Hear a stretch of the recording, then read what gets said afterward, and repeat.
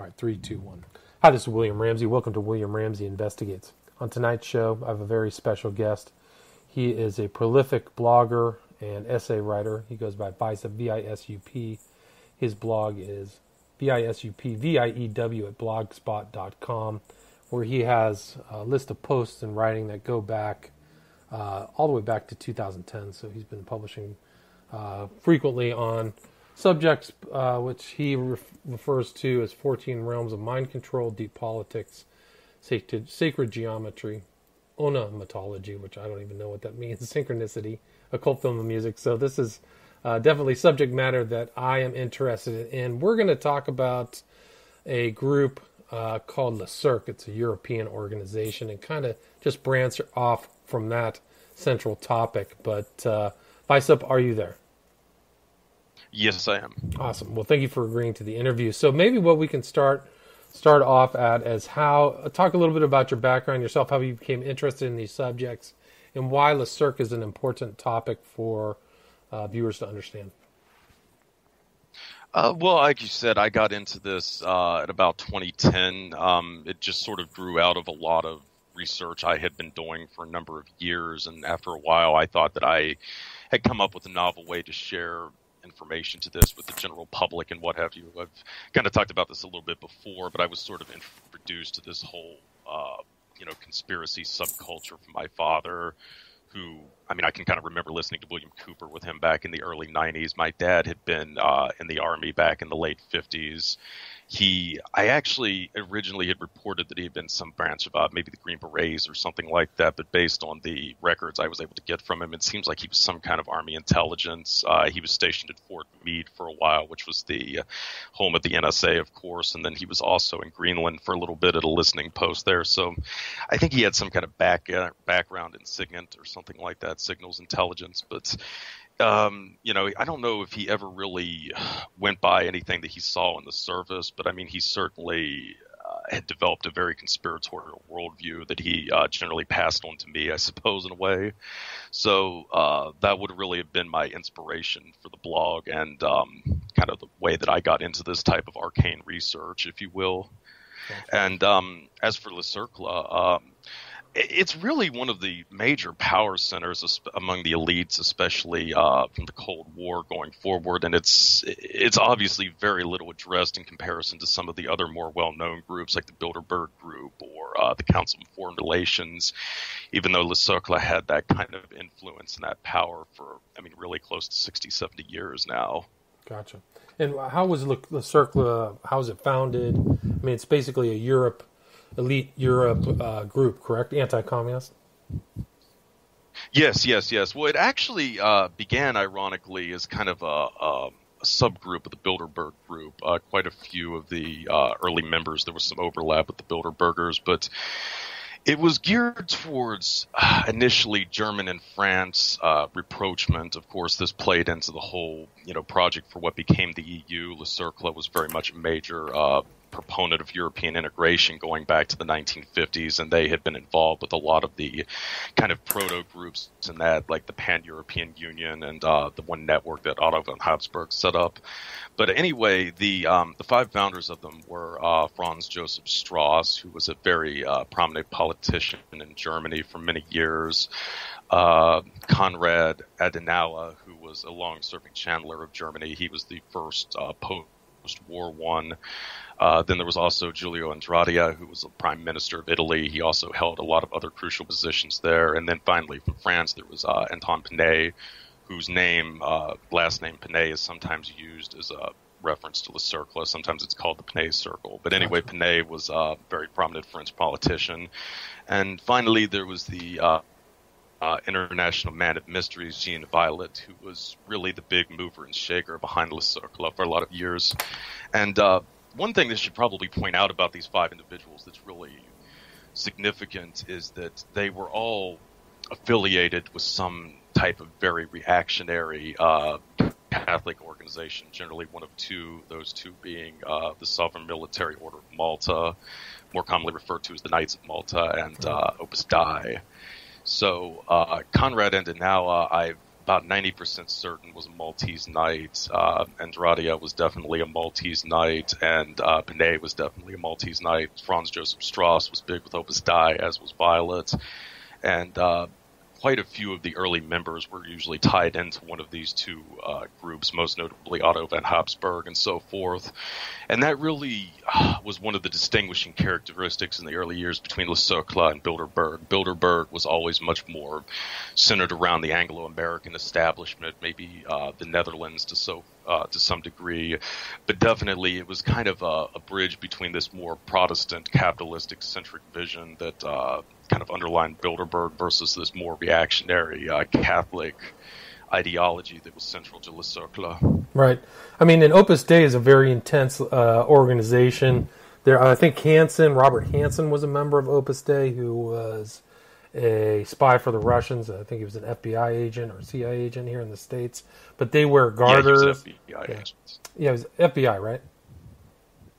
Yeah, he was FBI, yeah. Right. So, but they wear like garters, take vows. I mean, if you look at some of the stuff Hansen was involved in, very,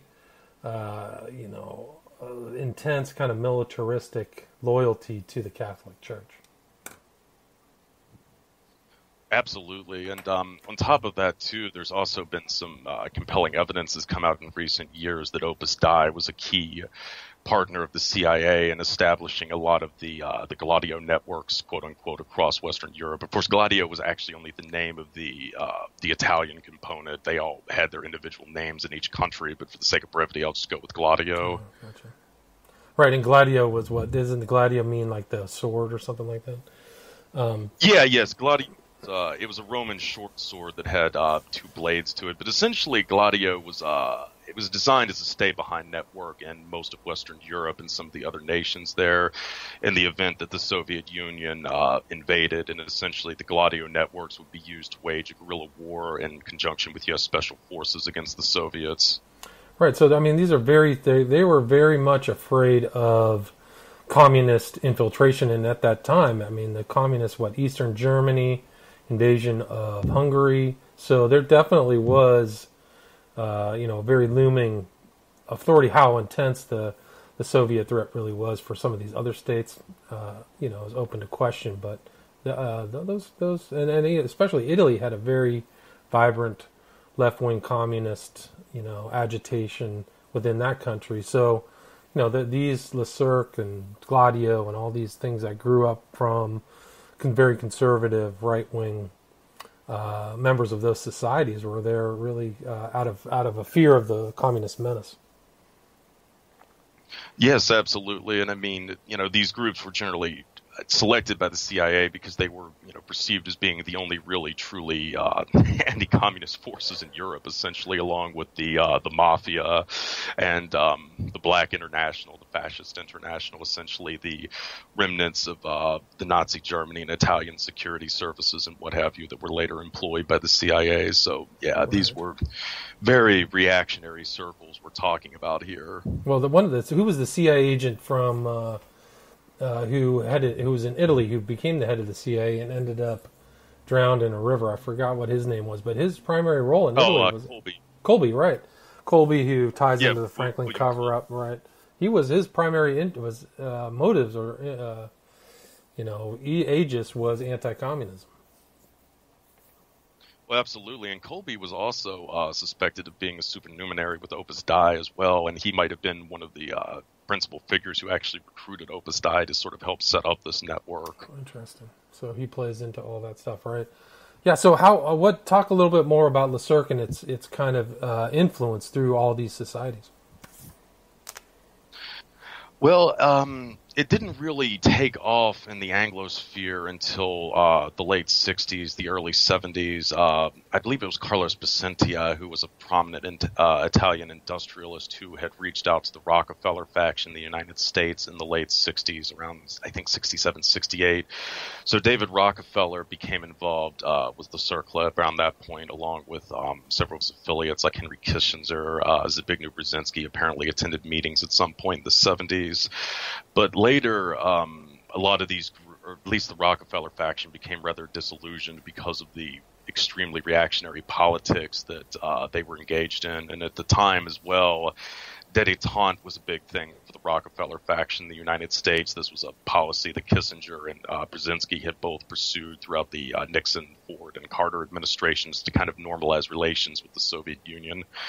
But in addition to that, they also brought in some crucial British partners in the early 70s. The link man for this was Brian Crozier. And Crozier is not a well-known figure in the States, but he was enormously well-connected. He had originally, I think, been recruited by French intelligence in the 1950s. He was later picked up by MI5, MI6, and he eventually was hired by the CIA's Cultural Freedom Foundation or something like that. In Europe, and he essentially ran a propaganda service for them during the mid-'60s that was financed by Richard Mellon Scaife. Gotcha. And later he would found the Institute for the Study of Conflict in the UK in the early 70s that would become a crucial partner to the Cercle complex in the UK during that decade and beyond. But the thing Crozier really did is he brought in a lot of these veterans of the British Special Operations Executive into Le Cercle, and the SOE, the Special Operations Executive, was essentially Britain's covert operations wing during the Second World War II. It was the actual agency that the OSS was modeled upon, and not MI6 as is commonly claimed. But SOE was pretty much totally geared towards black ops, paramilitary operations, covert operations, this type of thing. And quite a few of these figures who eventually became involved with the Cercle complex, most notably Lord Julian Amory and a few of the other members,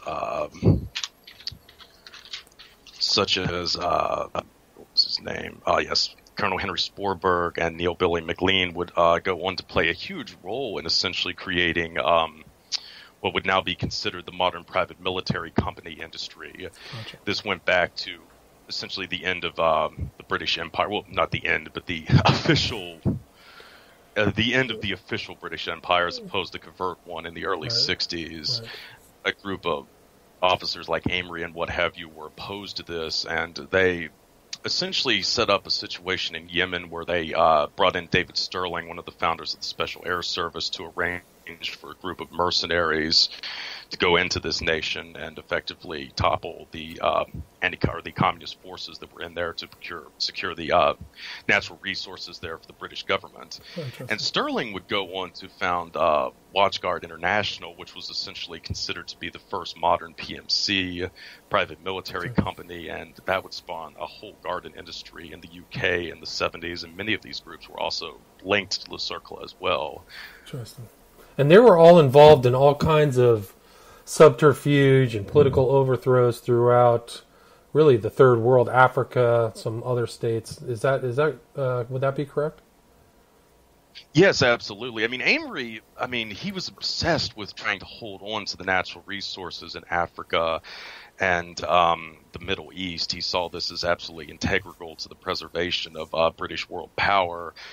And he was a big proponent of essentially creating this private network that, as you're saying, would operate throughout the developing world, but especially in Africa and the Middle East to help preserve some of these resources. Gotcha. I mean, one of my favorite movies is, have you ever seen Dogs of War with Christopher Walken? Right. Yeah. Great ending. Yes. I don't want to ruin it, but one of the best endings of all things. But basically a private military contractor out of the UK with, I think the guy he's talking to is somebody probably like Julian Amory. I can't remember the name of the writer. What was his name of Dogs of War? But it referenced... what was it? Frederick Forrester or something Forsyth, another Brit. Yes. But yeah, so I mean, those things were definitely happening. Much more so into today. You have Blackwater opera, an American burned by Prince, who actually popped up in the recent Mueller investigation because he traveled with some guy to the Seychelles. There was a Seychelles meeting, but Prince is definitely an operator operating in this kind of same PMC vein. Well, yes, absolutely. And one of the big PMCs currently active now in the UK is Aegis, Aegis Defense Services. And Aegis was actually the company that the U.S. Coalition Provisional Authority hired in Iraq, I believe in 2003, 2004, to oversee all of the private contractors that were in Iraq at the time. I mean, they ran an intelligence service and what have you. And the founder of Aegis, Tim Spicer, was awarded this contract for Aegis about a year after he had met with Le Cercle. Wow, so the Cercle is still potent and still operating in Europe. I wasn't aware of that. Oh, yes. Now it doesn't really have the Catholic flavor that it used to have. It's really was taken over by the British in the 1980s. Amory became the chairman in the 1980s. Another chairman was Crozier.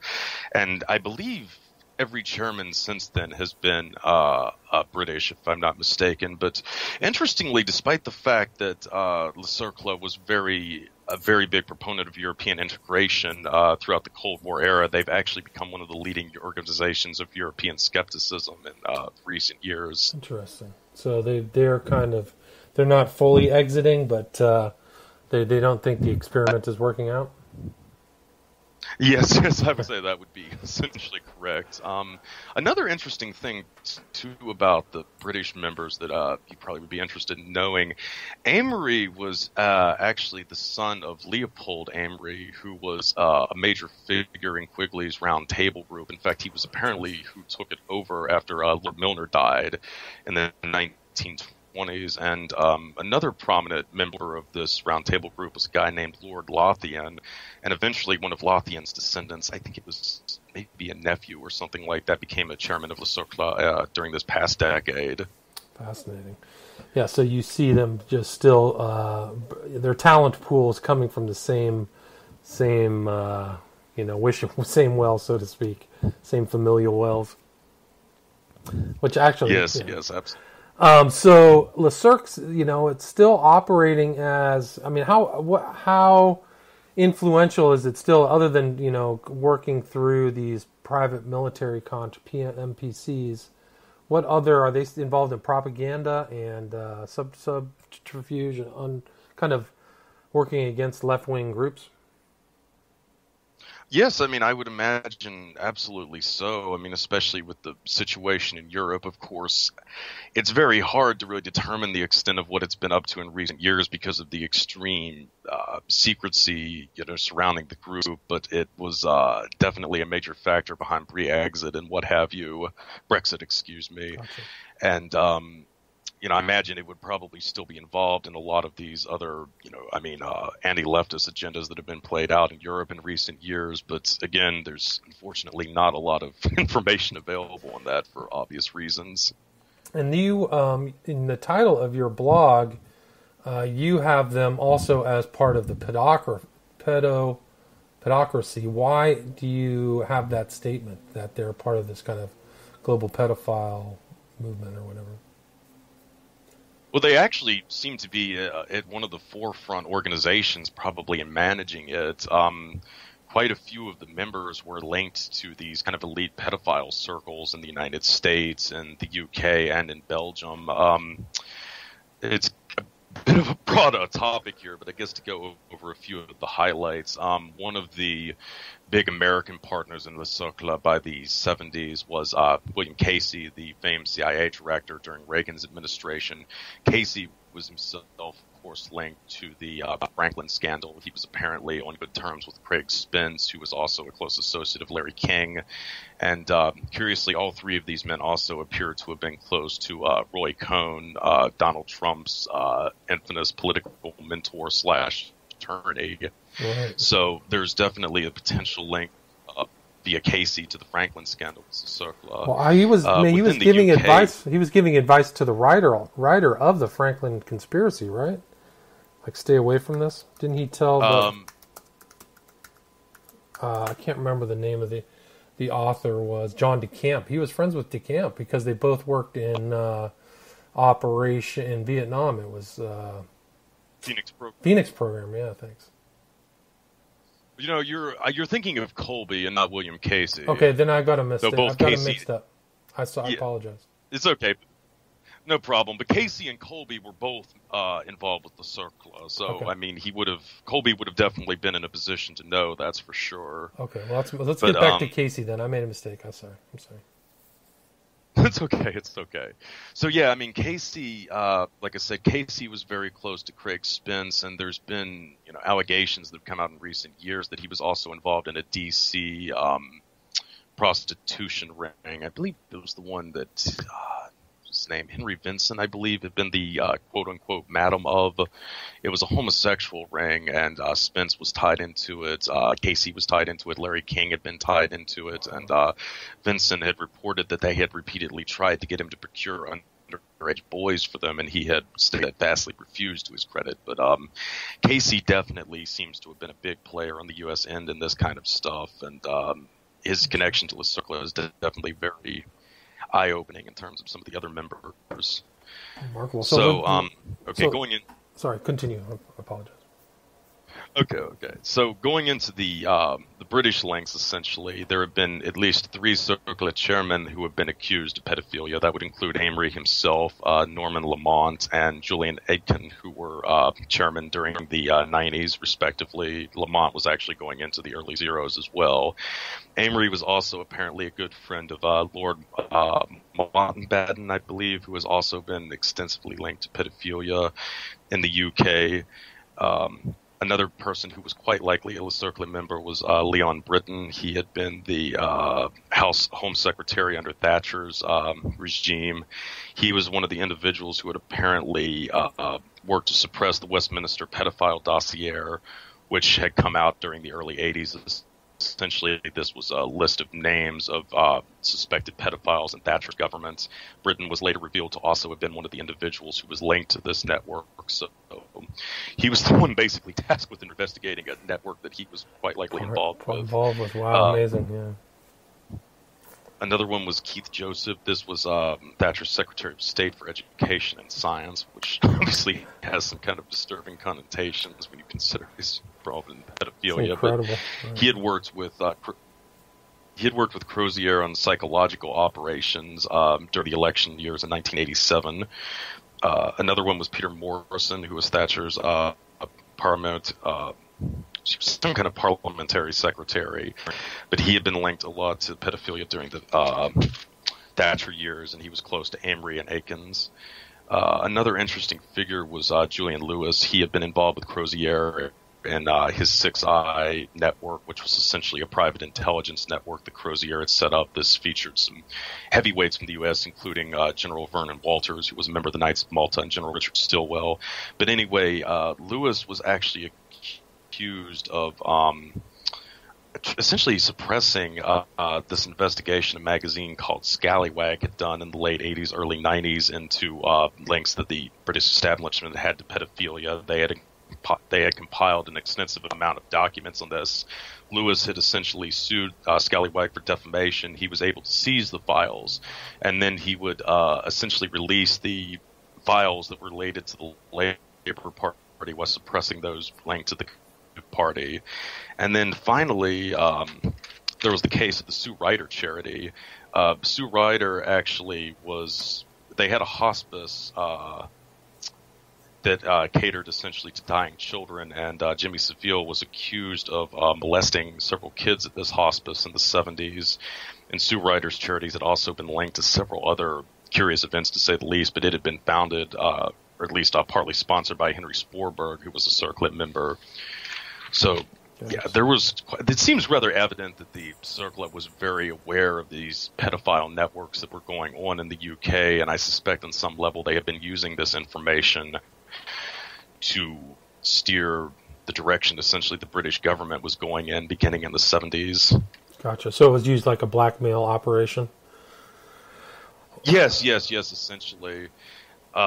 I mean, one of the first casualties actually was probably Edward Heath. He had been a conservative prime minister during I believe it was the early 70s, but he was essentially considered to be too soft on communism by the Cercle complex, and they have been circulating allegations that he was both a homosexual and a pedophile, and this had led to his government being brought down and replaced by the Labour government of Harold Wilson. It just inspired an all-out assault by a lot of these, reactionary factions in the UK, and that eventually paved the way for the Iron Lady to assume the prime ministership.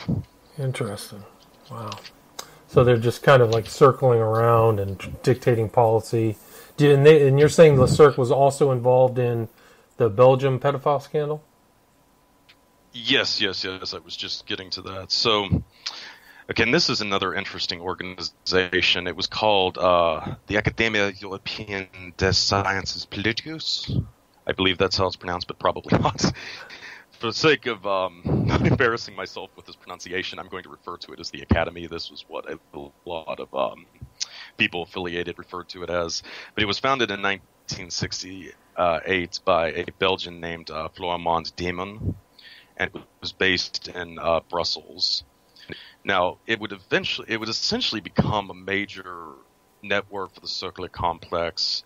Essentially, it brought together members of the Cercle and the Bilderberg group with a lot of less reputable elements, shall we say.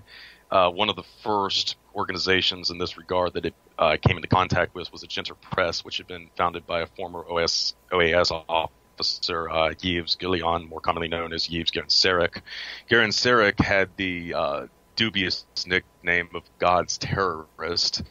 He essentially has been linked to numerous acts of terrorism across the European continent throughout the 60s and the 70s. He was deeply involved in assisting a lot of the Italian neo-fascist groups wage the strategy of tension in Italy during the 1970s. The Genter Press was officially sponsored by the Portuguese government under Salazar. It had an office in Lisbon. It was used to conduct assassinations and other acts of terrorism in the colonies that Portugal still had in Africa. It was later hired by the United States, ironically, to help assist in the suppression of Guatemala in the late 60s, early 70s, where reportedly 50,000 people were killed. And later, Genter operatives ended up in Chile, where they also assisted Pinochet and his regime there. So they were very much at the forefront of right-wing terrorism throughout the Cold War era. Also, there were members of the P2 that were directly involved in the Academy, and several members of the Academy were involved with a group known as the P7, which allegedly was one of the major sources of funding for the P2. Brian Crozier himself. Right.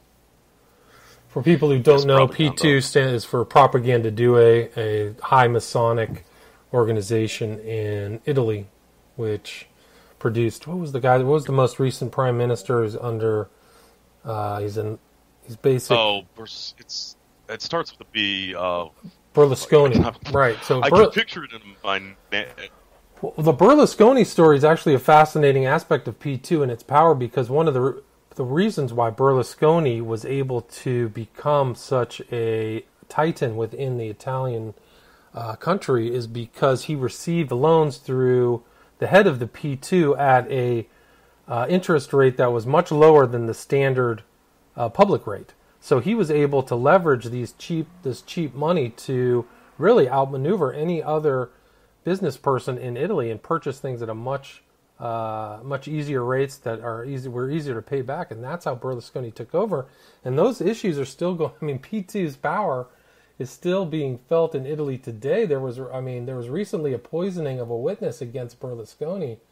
Her name was Emaine Fadil. Have you heard of her?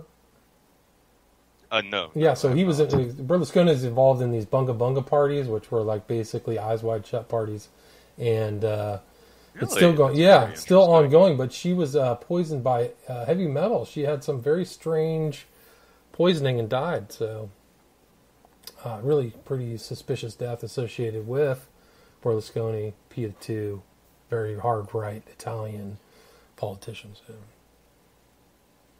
And an interesting thing is, based on my research, it actually seems like that P2 was not the only one of these lodges. There was also reportedly P1 in France, and P3 in Spain. P3 also would sort of tie into the saga of Le Cercle. I could get to that in a minute here, because that kind of ties into what you're talking about with the stealth banking practices that were essentially practiced in Italy at the time. But anyway, and then there was P7, the institute I just mentioned here that was linked to the Academy. P7 was essentially Belgium's propaganda lodge, essentially. Gotcha. So, I mean, he had very, very, I mean, heavy hitters here, people that were deeply involved in terrorism throughout the European continent and beyond during this era. Now, as for the charges of pedophilia, there were two very noteworthy members of the Academy in this regard. One was Paul Benont, I believe is how it's pronounced. For the sake of brevity, I'm just going to refer to him as a BDB. That was his nickname in the Belgian press, BDB. He was the defense minister through much of the 70s, and then he eventually became Belgium's prime minister from 1978 to 1979. And another one of his close affiliates in the academy was the Black Baron, Benoit de Bonnevoisin. De Bonnevoisin was the son of a founder of the Bilderberg Group. Now, both of these men were eventually linked to the pedophile networks in Belgium during the 90s when the Dutroux affair was exposed. For those of you unaware, Marc Dutroux, yes. Marc Dutroux was he's usually described as a serial killer. Essentially, he had abducted young women, many of them who were minors across the nation, and had kept them in these rather elaborate, almost dungeon-like areas that he had in his house, and he tortured and raped them in these areas. And of course, in the 90s, there were allegations that he had been procuring women for a prominent Belgian gangster who had links to these kind of clandestine fascist networks in Belgium at the time. And this had encouraged a lot of victims of these networks to come forward, and they had started to name names, and two of the most prominent ones were VDP and Bonnevoisin. And VDP had actually been linked to these pedophile networks as far back as the early 80s. One of the major neo-fascist groups in Belgium at the time was an organization known as the Westland New Post. And it was founded and overseen by a man named Paul Latinius. Paul Latinius had been involved with the Belgian security services, but curiously, at the age of 17, he had been recruited by the American Defense Intelligence Agency. This is the military's principal intelligence service. And he was also trained at Fort Bragg, which is where most of the United States' elite special operations forces are trained. So he was essentially also an agent of American intelligence as well as an agent of Belgian intelligence. He had eventually gone on to found the Westland New Post, which was linked to a series of supermarket shootings in Belgium in the 1980s. Essentially, gunmen walked into supermarkets and some other crowded areas and just started randomly firing at people. Quite a few women and children were unfortunately wounded or killed in these instances. But anyway, Latinius had compiled a insurance policy that's been dubbed the Pinot File. Essentially, this was a collection of prominent Belgians that he was aware of and had compiled evidence that were engaged in these pedophile networks. But it did not do Latinius a lot of good. He committed suicide under rather dubious circumstances in the early 80s, but this was essentially the first time that the references to these elite pedophile networks in Belgium had come out, and they would later be expanded upon greatly in the 90s. Gotcha. So they've had their own suspicious pedophile networks, Belgium, UK. Yeah, so we're going with connections going all the way to the top. And the whole Dutroux affair really did go to the top. There were prosecutors who were let go. The investigation was undermined. There was actually for that country, a huge protest that was like 300,000 or 400,000 people walked out in the street. They were outraged by the nation's capital. Yeah, I mean, just really an amazing story that unfortunately doesn't get enough coverage. But I mean, at least in parapolitical circles, people are looking at it. But it is an incredible story, and Dutroux looked like he was connected, like he was networked. He was traveling outside of I think they have records of him traveling outside of Belgium, frequently. So. Yeah, absolutely. But I mean, it really seems like when you step back a little bit and look at the broader connections, Le Cercle was really at the forefront of these, elite pedophile networks. I don't know if they were actively, creating them or if they were simply aware of them, but it seems like they had accumulated a rather extensive amount of knowledge of these networks by the 1970s, certainly by the 1980s, and I suspect that played a major role in the rise to prominence during this time frame. Yeah, it's remarkable. So, what else about Le Cercle should we cover that we haven't really looked into? Well, I'll get into the sniffer plane scandal. Actually, that's Okay. kind of an interesting little anecdote that kind of plays into some you're talking about the shady financial dealings in Italy. Okay. So this had its origins going back to a company that was founded in 1965 in Geneva by I believe an individual named Odio Bonosoli or something like that. He was a Italian TV repairman who proclaimed himself to be a nuclear physicist, and a Belgian count named Elaine de Villegas, I believe. But anyway, Elaine was the son-in-law of the founder of the brother-in-law of the founder of the Academy, Florent Deman. So he was very tied into the Cercle complex, and he had eventually caught the eye of Jean Violet. He was the Frenchman who was a longtime chairman of Cercle, and he was generally considered to be the big mover and shaker in it throughout the 50s, 60s, and the 70s.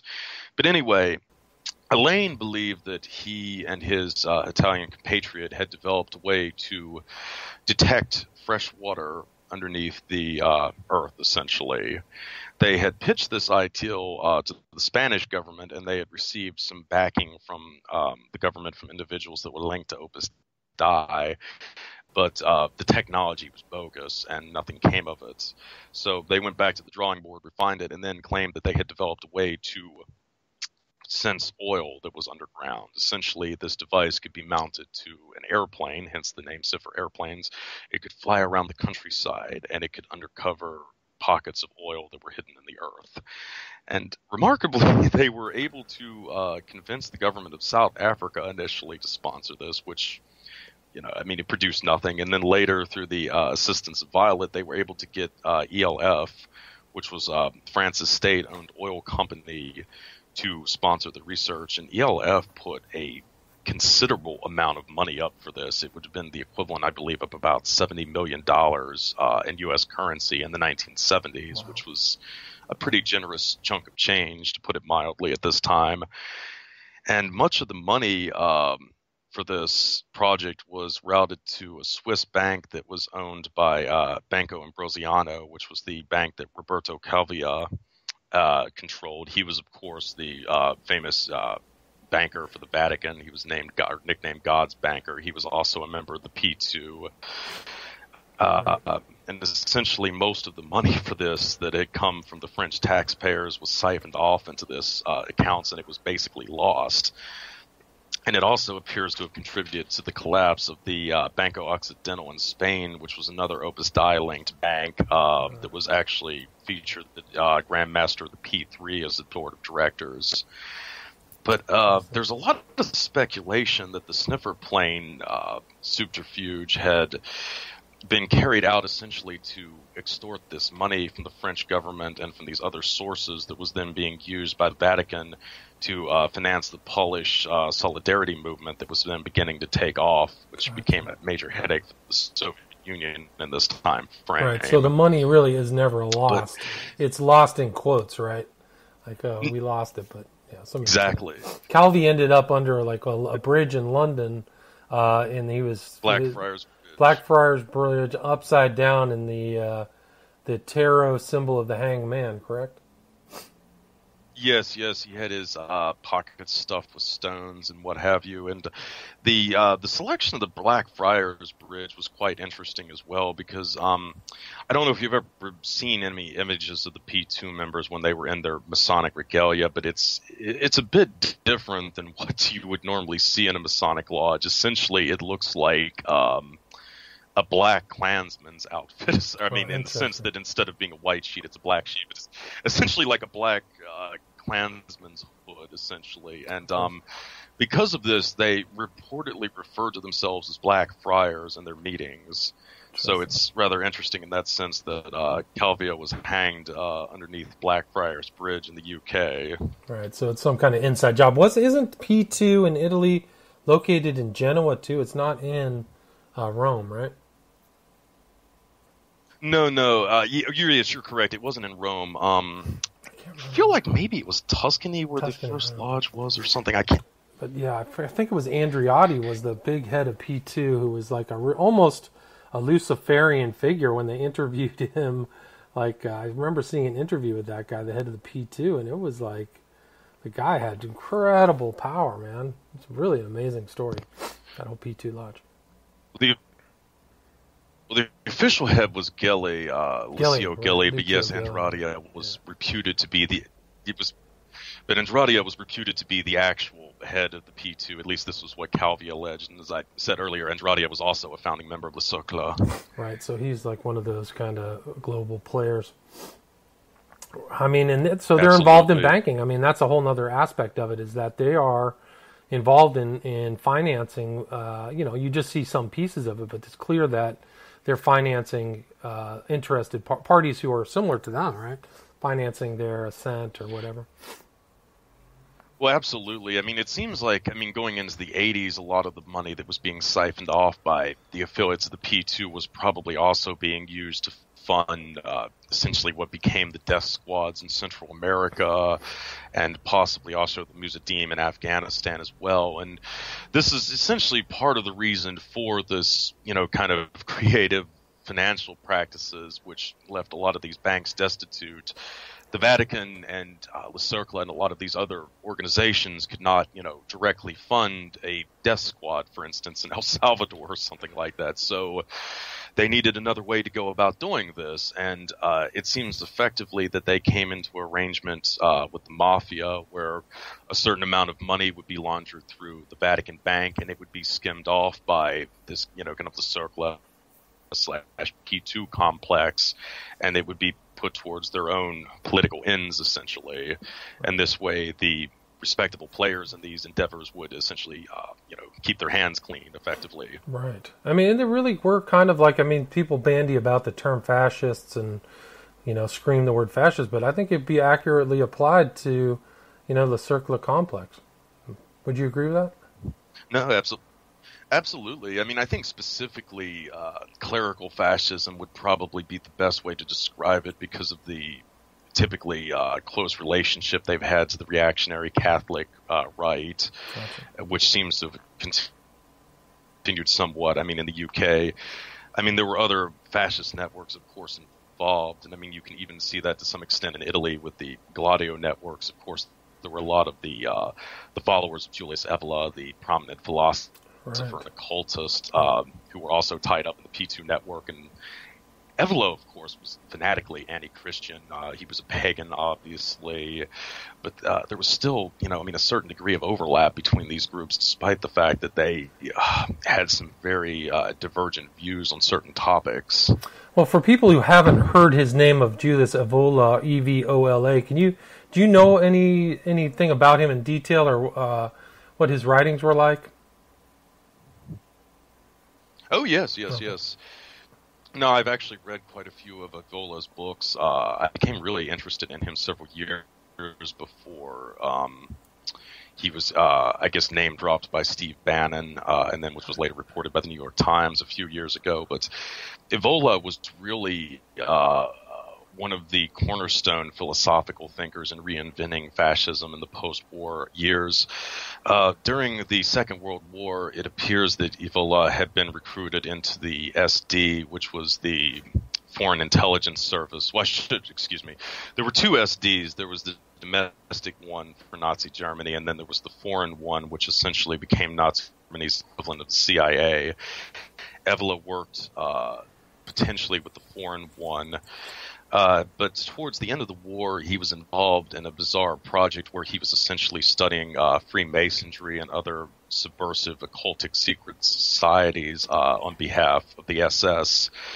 And there's some speculation, most notably by the great Kevin Coogan, that he was developing a kind of pan-European ideology that could be used by the Black International in the aftermath of the Second World War to reinvigorate the fascist cause, if you will. And it seems like this was very much the case as to what he was doing in the post-war years. Of course, he became just an enormous influence in a lot of these very extremist right-wing groups. And it seems like he had even established ties with the CIA to some capacity as well to continue promoting this ideology. And the thing about Evola, pretty much every major Italian neo-fascist terrorist at some time or other had spun under the spell of Ebola. Probably the most notable one was, I believe it was Pino Ritana or something like that. He was the founder of the New Order, and the New Order was essentially the principal organization that was used for the Gladio-linked terrorism in Italy throughout the 1970s. The founder of this group was a huge fan of Ebola. So, I mean, it was an incredible amount of influence that he had on a lot of these networks. Of course, we're not really privy to a lot of it in America and the UK because Ebola's writings were not translated into English, I believe, widely until the 90s, if I remember correctly. But in a lot of the European countries, especially the Catholic ones like France, Italy, I mean, he had a huge influence. And it seems like in this day and age, he may well be even more influential now than he was during his own lifetime. Yeah, it's amazing. There's a lot of parallels between Ebola and Crowley, both like aristocratic, highborn, into magic, all kinds of esotericism, anti-Christian, into drugs, mountaineers, world religion, meeting of East and West. Ebola really is something else. I mean, kind of very similar, but and you could. Well, you can make questions about how there was some influence Crowley is politically instead of merely as an occultist, but how his political influence is.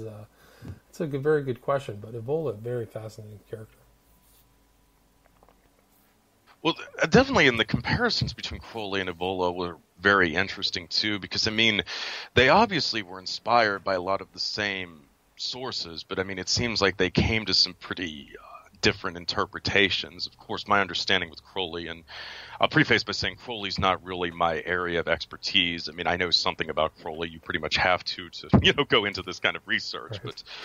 But I'm much more familiar with Ebola. But my understanding essentially of Crowley, he saw himself as a prophet who was restoring the stealthy, if you will. You have to repeat that. That kind of came out. Oh, I think that's... You done? Let's see. Do.